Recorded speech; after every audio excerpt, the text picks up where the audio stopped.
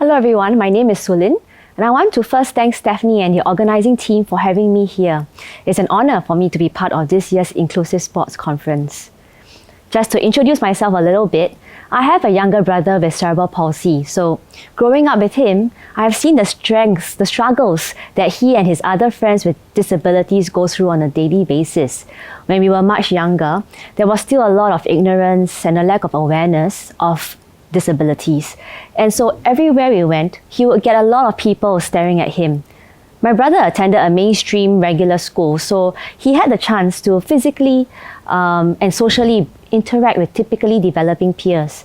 But there were also a lot of challenges. For example, not being able to attend some school activities as the teachers were either not ready or not equipped to support him in outdoor camps, or not being able to go to places that were not as easily accessible.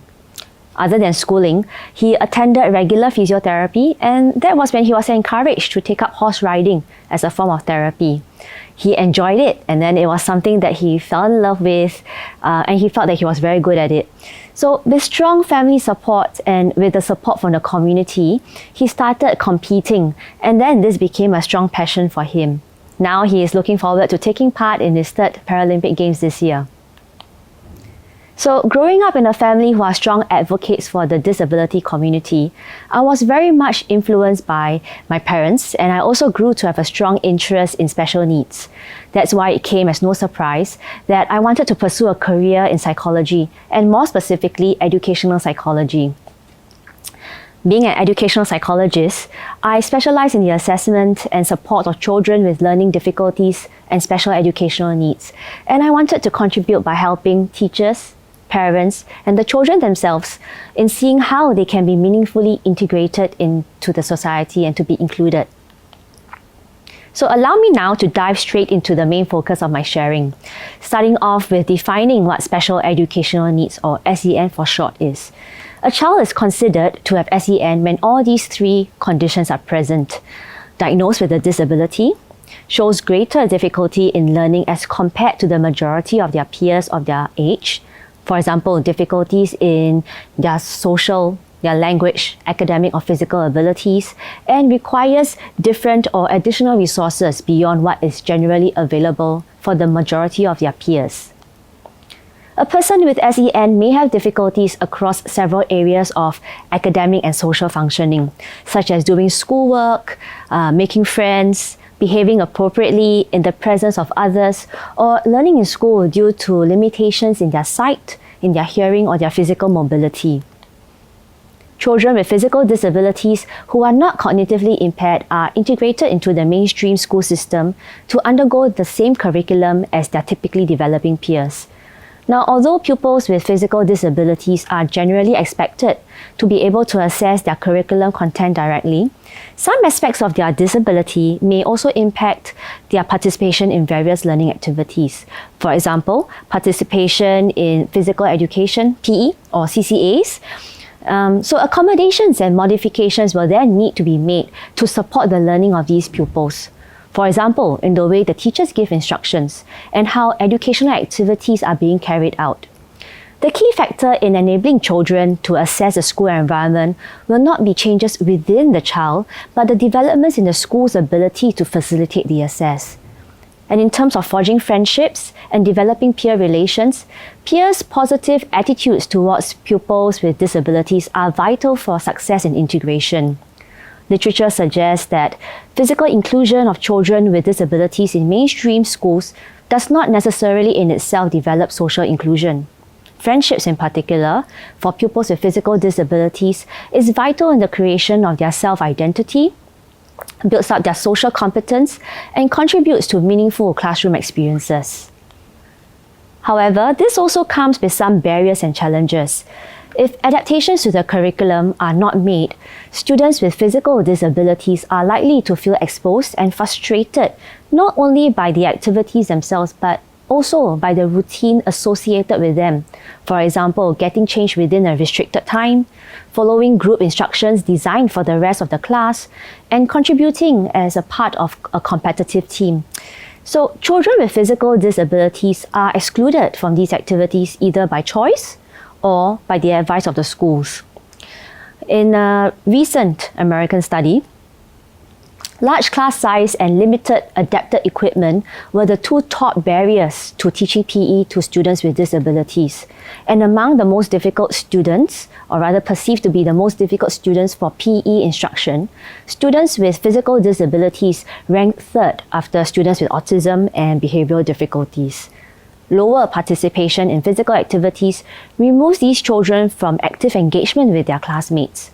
And this is a matter of concern as children with physical disabilities do value opportunities to gain friends and maintain friendship ties as much as their typically developing peers. Fewer activities with peers also results in lower social interaction and development of age-appropriate social behaviors. So while these are among some of the challenges associated with including children with physical disabilities in physical activities, CCA and school camps, it is important that children with physical disabilities are not deprived of the opportunities that these activities can provide. Low participation rates in these activities may negatively impact children's self-esteem and other peer relationships.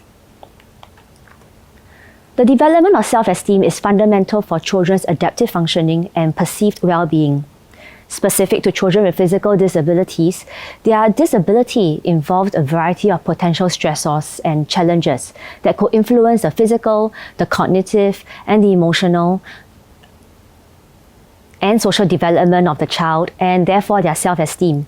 For children with minor physical disabilities, they could have lower self-esteem of their own physical competency because they are met with larger demands from themselves as well as the environment, because they compare themselves, right, with their typically developing peers. The children's perceptions of themselves are primarily based on a comparison of their own abilities with those of their peers in the immediate social environment. Hence, engagement in social comparison would impact the formation of their perceived academic and physical competence, which in turn impacts their global self-esteem. In contrast, children with more severe physical disabilities was actually associated with increased self-esteem in physical appearance and global self-worth. An explanation could be that children with major, or rather more severe physical disabilities tend to receive people's empathy and attention and consequently get greater opportunities to receive social support. In general, from the existing literature, it appears that the impact on self-esteem is affected by both the presence and the severity of their physical disability. In my own study, I found that the self-esteem of children with physical disabilities in Singapore not only fell within the normal range, but some of them actually rated themselves to be relatively higher than that of their typically developing peers. So this suggests that the self-esteem of people with physical disabilities is not necessarily low. A possible factor that could have contributed to a higher self-esteem level could be the supportive school environment in which the child's needs are supported, creating a sense of belonging and acceptance for them. And with more schools now being resourced to support children with mild SEN and physical impairment, greater awareness and exposure to disabilities are also created. Better support and infrastructure are also being put in place in schools. So this could have led to positive effects on the self-esteem levels of the children with disabilities. In terms of academic performance, children with physical disabilities may feel more competent or accepted in the academic area because of their experiences of success in this area. And on such tasks, they find that they can achieve and be seen positively by others. Other factors that could have contributed to this finding are the presence of a supportive family environment and the provision of support services to the children with physical disabilities. So compared to typically developing children, the children with physical disabilities also may have poorer peer relations, which indicates an area of concern, as this may have implications on their psychosocial adjustment, because school life for children with physical disabilities can be increasingly stressful as they progress into adolescence. They may feel conspicuous and uncomfortable as a result of always being last, never picked for sports, requiring help during recess, or requiring help with self-care. As they are perceived as different, they are more likely to be ostracized, to lack friends, and even to be bullied. In a study with children with physical disabilities between the ages of 10 and 13, on their experiences of education, it was found that they struggled to develop friendships and felt lonely and more excluded despite being integrated in a mainstream school system. Low participation rates in physical activities may result in children with physical disabilities to feel excluded and to have a negative effect on their relationship with peers. Instead, they felt more included in situations when they experienced equal treatment, reciprocal friendships, and acceptance by peers, and in settings where their own abilities were matched more equally. So conversely, it is in competitive sports and recreational physical activity, which are perceived to require accommodations and involve unmatched abilities, that children with physical disabilities associate with limited opportunities and feel incapable and even more separated from their peers. The lack of opportunities could make them feel more socially isolated, and this negative impact on peer relations can really be a significant issue. Friendship is important in creating self-identity, building social competence, and contributing to a meaningful classroom experience. So for children with disabilities in particular, the emphasis is on their social development and integration in inclusive education to strengthen their social problem-solving skills. Children with disabilities may have poorer social skills and may not be as well accepted by their peers, and their weaker development of social skills may be affected by reduced social opportunities and negative stereotypes and possibly neurocognitive deficits that impact their social information processing. Other than experiencing reduced social interaction and negative stereotypes, children with disabilities may have difficulty in initiating social interaction, which then of course lead to fewer friendships, and this reinforces the psychosocial problems. Children with physical disabilities may also appear to be less pro-social for a few reasons. They have limited social interactions and hence limited opportunities to display those pro-social behaviors. And given their physical condition, they have less autonomy in organizing and introducing change for their daily lives. These tasks are which parents or caregivers often assume responsibility for. So again, of course, this would then limit their ability to demonstrate the pro-social behaviors. Yet, there is research evidence that children with physical disabilities do have a preference for social activities which represents a real need to connect with others in substantive and meaningful ways. So perhaps it is in receiving friendship and forging strong peer relationships that children and youths, typically developing or otherwise, acquire pro-social skills. The situation has led some to advocate for social skills training, social emotional learning, as an important means of promoting positive social behavior, social acceptance, and successful inclusion. And the quality of interactions is important as it is central to the educational, the social, and the emotional development of all pupils, and should be a priority in inclusive settings. So what then are the implications for practice? First, within and beyond the classroom, teachers can structure opportunities for social interaction, such as adopting a cooperative learning framework that has the potential of fostering the habit of group accountability for learning and success for all members. Children with special needs can actually be seen as full members of their classroom, where teachers actively teach their pupils how to be supportive of peers who are different from themselves. Teachers can also consider giving opportunities to children with disabilities to assume lead roles in class-wide programs or in projects in which their strengths can be tapped on. More can be done to equip teachers with knowledge and skills about the management and support of children with special needs and disabilities. For example, matching the ability of the child to the task given so that they can participate and contribute on an equal basis, or to allow broader access to PE, CCAs, as well as social activities. Rather than expecting children with disabilities to fit into their existing structures, schools will need to work at removing barriers and increasing support systems that will allow them to participate more fully in school and to develop their potential. So moving on now to discuss the quality traits of a good coach and an educator, especially in working with children and youth with disabilities. which I know that many of you already possess. First is understanding. Understand that emotional reactions, and in many cases, less desirable behaviors, are coping mechanisms triggered by the stress generated by the frustration and the fear of what a child sees as inevitable failure. The educator or the coach does not use this understanding to excuse, or to allow the student to excuse their own behavior, but instead to help explain it and to work through with the child. So the educator also understands that many of these less desirable or negative emotions and troubling behaviors go away when the student feels competent and safe and successful. Next is awareness. Being aware of the strengths and difficulties of the child and making modifications when necessary to support the child's learning. And then we have child focus. Being guided and energized by finding out what facilitates effective learning and also what gets in the way. The focus of teaching is then to minimize the barriers by educating the learner about their own cognitive style, modifying the curriculum without lowering standards, and creating a learning space in which the students can feel safe and competent, demonstrating the ability to expose students to a variety of stimuli and knowing when students are connected emotionally and cognitively to their experiences. Create success.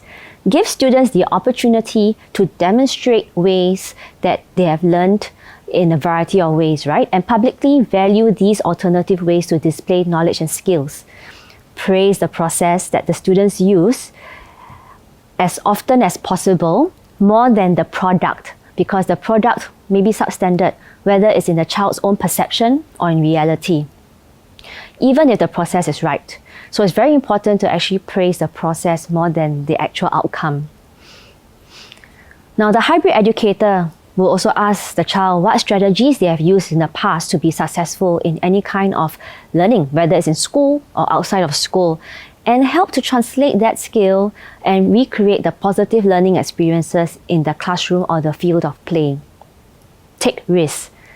Be willing to take a risk when it comes to advocating for the student or the child, taking the courage to step up and to take a stand for what kind of support is required for the child. You may want to examine your own classroom practices or your own coaching practices to identify what works and what doesn't. It's always, after all, an ongoing learning process and a self-reflection journey.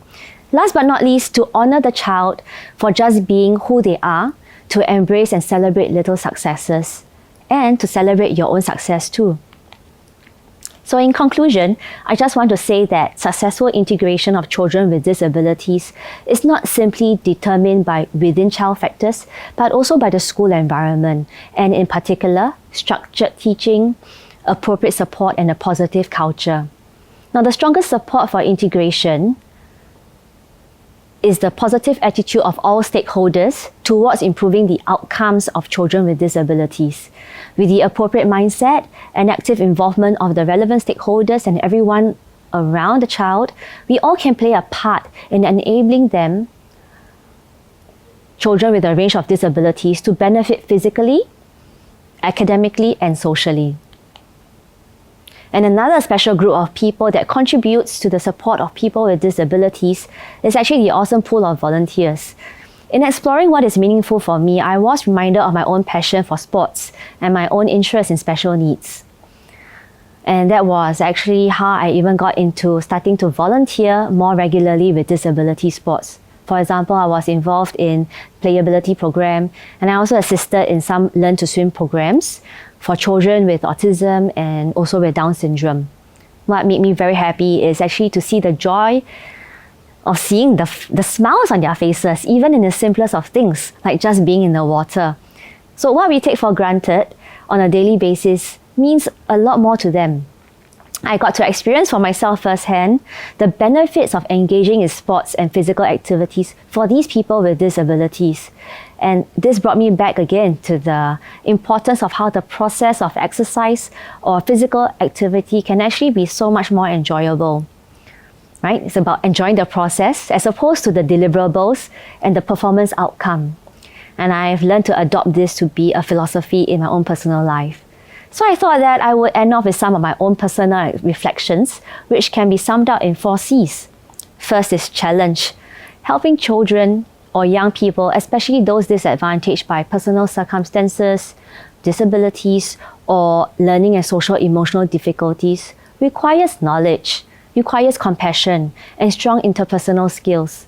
And after more than 12 years being in MOE and another 2 more years in private practice so far, I still feel like I have so much more to learn about the best approaches and provisions to support these children's learning and development. So through volunteering, I have actually learned even more. And through sharing my own experiences, I gain even more experience. Second is children. I find it a great joy each time I meet the children, both the younger ones and also the older youth. And I'm not just referring to the physical child, but also the child in every one of us.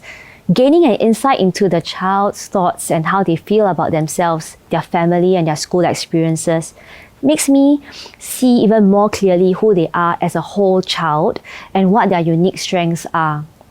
Third is celebration. For our children with SEN and other emotional, social, or behavioral difficulties, every little step forward that they take is a cause for celebration.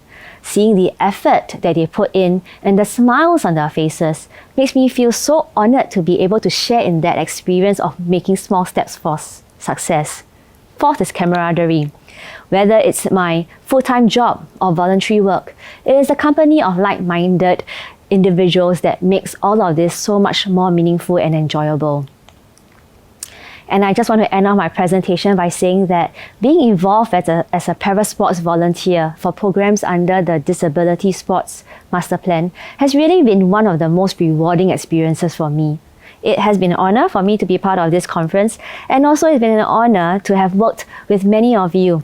And I look forward to even more meaningful and rewarding experiences with all of you. So thank you so much for having me here. If you would like to chat with me further on this topic, or if there's anything else you would like to discuss about, feel free to contact me here at this email address. This is, after all, a topic that's very close to my heart, so I'll be more than happy to chat more with all of you. Thank you so much.